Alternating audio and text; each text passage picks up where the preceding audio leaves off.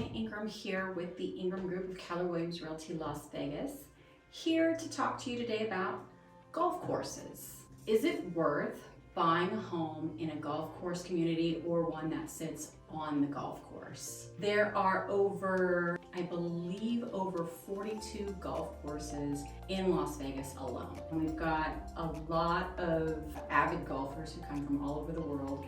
And we do have quite a bit of really well-known golf course communities here in Las Vegas. We have lots of avid golfers who come from all over the world to vacation here. We do have really mild winters, so you can really enjoy golf all throughout the year, even in the summers if you decide to get up early enough before it becomes 120 degrees in some areas of Las Vegas. People who move here, I have questions all the time, like if they were to move on a golf course, where they should be, is it worth it to get the view?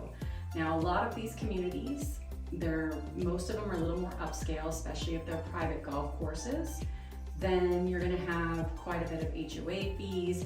There are some that involve country clubs that you can be involved to that's separate from the HOA fees, and they have completely private golf courses. Those you'll probably get better golfers on there, so if you're living on and you have a view on the green, I would say then it might be a little worth it, because you have probably people who are better at golf than someone who goes to a public golf course where it's cheaper, and you might probably get some people who are drinking and shanking some balls and maybe hitting your windows and breaking a couple windows. Just depends on where you sit on the golf course. Let's start over with the pros. Now, the pros of living on the golf course is, yes, you're going to have these amazing views, especially if you're sitting on some parts of the green, if they have water features, wherever. These golf courses are beautiful. But the cons to that is you can get a lot of noise. So the upkeep of golf courses do take a lot of maintenance, especially with all the grass that's on most of them.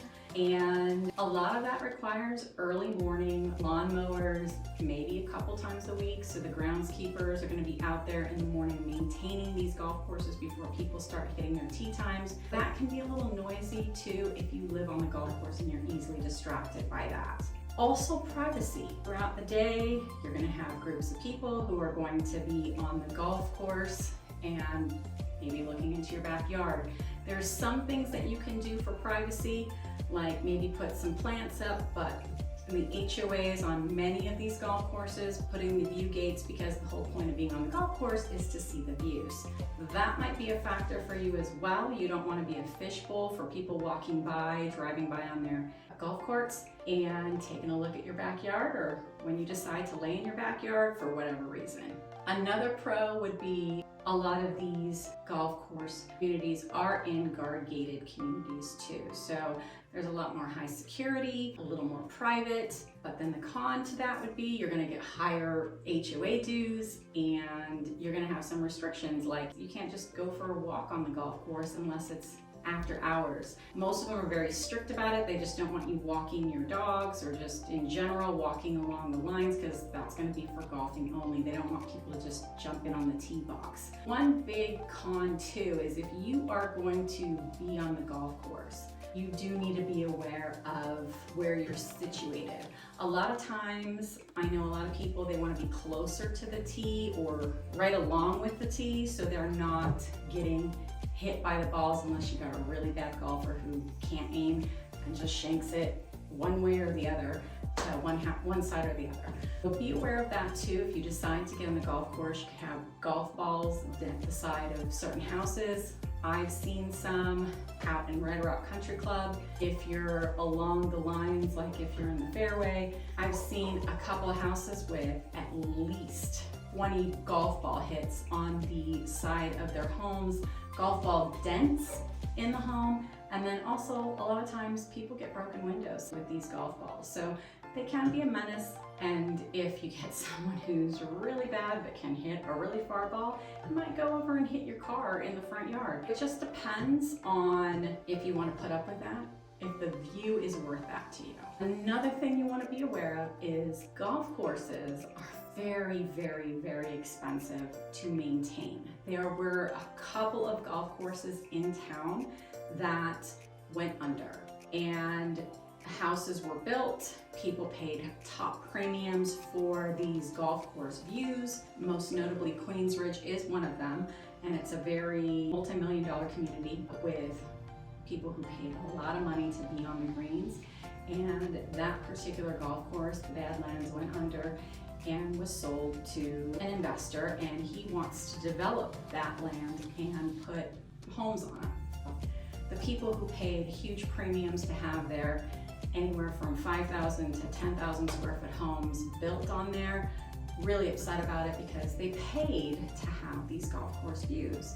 And of course, now they're just looking at pretty much desert, because the golf course is pretty much gone and dead. And they are still in a legal battle on what's going to happen with this land. They're trying to block the developer from building homes on there or condos. He wants to build upscale, so he's promising that it's going to look nice. It's not going to affect the aesthetics of the home, but a lot of these homeowners are very upset because they don't know what it's going to do with their value, because they had extra value for these views, and now those particular homes that paid for that are not going to have those views anymore. They don't know exactly what they're going to be looking at. So for a lot of those homeowners, it did affect their home value, so you do need to be aware of that too. So when you're going into some of these communities, you want to maybe do some research. If you are selecting to be on the golf course, who owns it, how long they've been in business, basically is it turning a profit, because golf is a very expensive sport. It reached its height of popularity in the early 2000s.